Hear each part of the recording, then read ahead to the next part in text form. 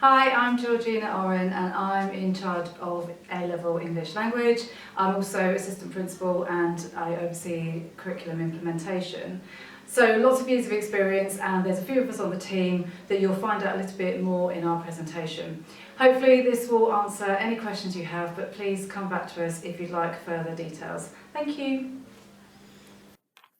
Hello and welcome to English Language A-Level at Coppleston Sixth Form.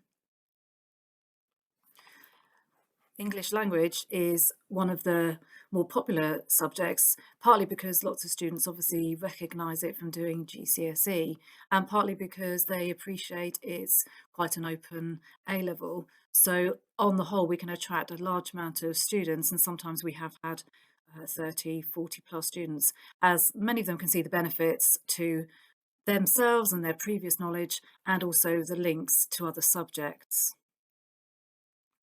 There are four of us who mostly teach the subject.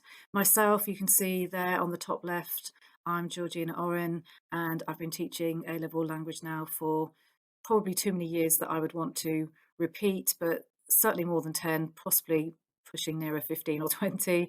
At bottom left is Mr. Byrne, James, or Jim Byrne. He's also been teaching English language for a long time and probably wouldn't want me to repeat either how many years. But the main point there is we have huge amounts of experience. We've taught AQA and we currently teach the OCR syllabus. So we are very confident and strong teachers, and the whole team has a wealth of experience and knowledge, which we obviously want to pass on to the students to enable their success. On the top right, you can see Miss Barton, who has been teaching English language now for 2 years, and similarly 2 years with Miss Alec on the bottom right. And we share all of our resources. We have centrally produced resources, and we are all working together as a team to make sure that students receive a consistent delivery of the A-level. In the past, then, we have many students who have been really happy and satisfied with their success, and some quotes that we've heard in the past have been very pleasing. You can see the top there, the first student there said that it helped them with their university application. So they're looking at how English language itself, because it looks at language and it analyses language, the A-level actually has a very strong anticipation and expectation that the students' own language skills will develop. They need to write in a formal essay style. So that student is echoing the fact that they felt better at other subjects due to their English improving in this A-level. The second student there, I quite liked how they'd seen a variety of aspects. Yes, they saw as well the ability to write up essay answers, which helped in their other subjects, but they liked the fact that it was a brand new subject, something that we tell the students very early on, and certainly in the days when they're thinking about it. We do actually see it as new. It's quite scientific and analytical. There's lots of new aspects of English that they would never have taught before. And you can see there that the student is saying that it's enjoyable and it's exciting and it's a very well looked upon subject for universities, and that gave that student confidence for the future. So a little bit more about the course. You can see here the exam board, as I mentioned earlier, is OCR, and you can see the course code. All the information is available online if you wish to follow this up, or your son, daughter wants to find out more details, or if you yourself want to find out more. The A-level is split into 6 areas, and you can see in year 12 we cover 3 areas. The first area, language under the microscope, is very analytical, and that's where we learn about grammar. The fundamental aspect of language is grammar. Students have got grammatical knowledge from Key Stage 1 and 2, and whilst they're at secondary school, this isn't as necessary. It is taught, but it isn't as necessary. So they've got a good background learning, and we obviously then top it up and deliver brand new information. They then analyse short written text, and we bring in context. This is a fantastic way of looking at any text, understanding why it was written, how the audience would receive it, what sorts of things were happening at the time that might have influenced the text. And most students find that aspect quite fascinating. There is a writing element in this course. It appears in 2 places, but you can see there under section B, they have to do a form of persuasive writing. This is linked to a statement, which will be something topical around English language, maybe something such as all accents are useless, something quite provocative, and the student has to respond in a journalistic, opinionated manner, but with evidence, research to back them up. Very useful skill, perhaps, if you're thinking of doing maybe law or going into the media, or again, just writing in a very effective manner. The fun element, section C, is the comparison element. This is the larger question. Both our section Cs are worth nearly 50%. So it's seen as a very, very intense skill that has to be developed. And we compare in that one, as you can see, spoken language to written language. Something new again that students have never looked at will be spoken language. We look at transcripts, how men and women talk, and how people can be powerful and cooperative in speech. Moving into year 13, much of that aspect you can see on the screen there, those three areas, we start towards the end of year 12 and we introduce some of the elements, particularly for B and C, whilst going through year 12, but we leave the majority of the delivery of it until later on. So we learn and we look at how children speak from 0 years old to 7, which is a fascinating new area. Again, something that nobody will ever have studied and will have very little knowledge about.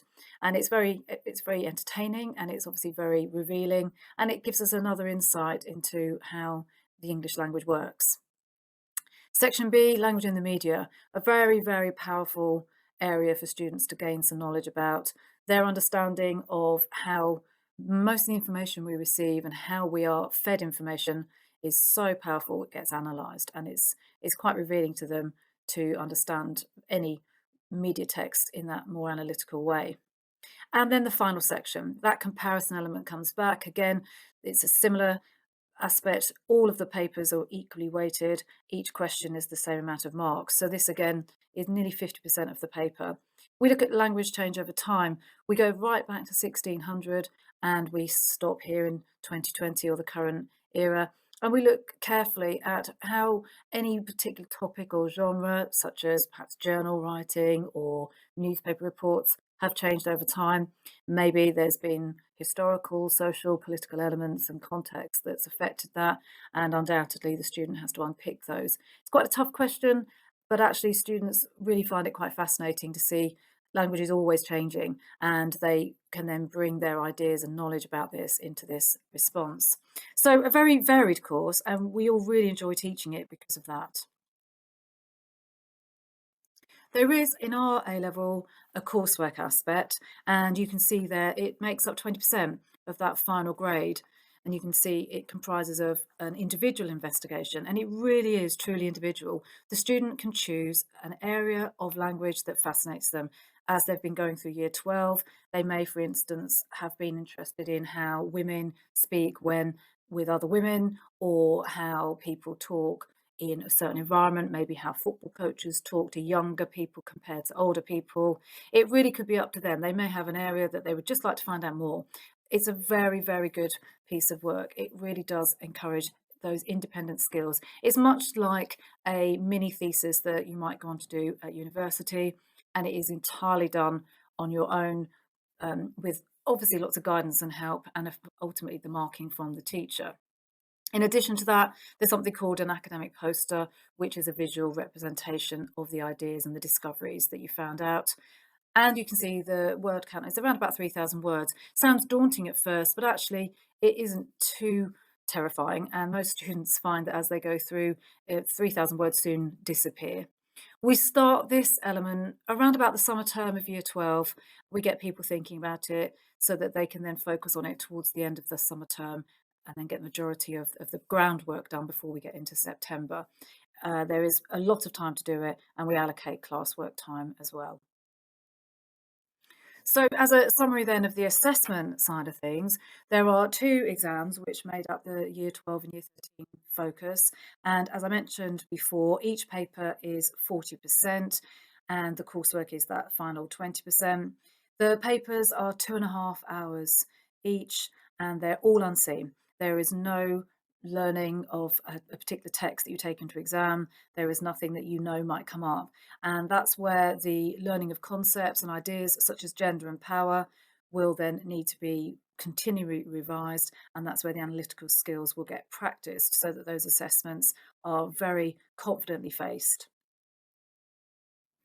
So you might well be thinking, Why would I still perhaps study English language then at Cobblestone? You may have other subjects in mind, or you may still be having some thoughts about why this particular subject. Well, I can assure you, as mentioned, you will develop excellent, language awareness and really strong writing skills. There's lots of areas there that you can see perhaps would transfer well into law or journalism, or even help you with your other subjects. We are a discussion and debate subject because when we're discussing something such as gender and, do all men speak the same, we obviously have to draw upon real life examples. So there's a huge amount of opportunity to share ideas, discuss, observe, research, and present some findings.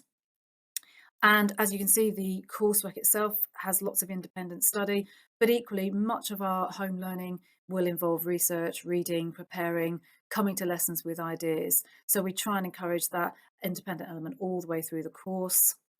And ultimately, you will become far more analytical and your awareness of English language will be developed, but you will become far more analytical in your approach. You can see the image on the right-hand side shows you a variety of some of the resources we might use. There is an element of working from texts and textbooks, but much of what we use is real-life examples of language, and that might also be perhaps appealing. So on the whole, we are a very successful subject, and on average over the last few years, we're probably coming out around about sort of 79%, 100% pass rate. And since the new specifications went through, this has been very, very happily received. Students have found the skills have been developed well, and they've gone into those exams really confident, and our output of results does reflect that. If you have any further queries, if there's anything else you'd like to know, then please do not hesitate to contact. You can see my email address there and my full name. I'm more than happy to send resources or further details about the course, or indeed just answer what might feel like a simple question. And obviously, please don't hesitate to do that at any time.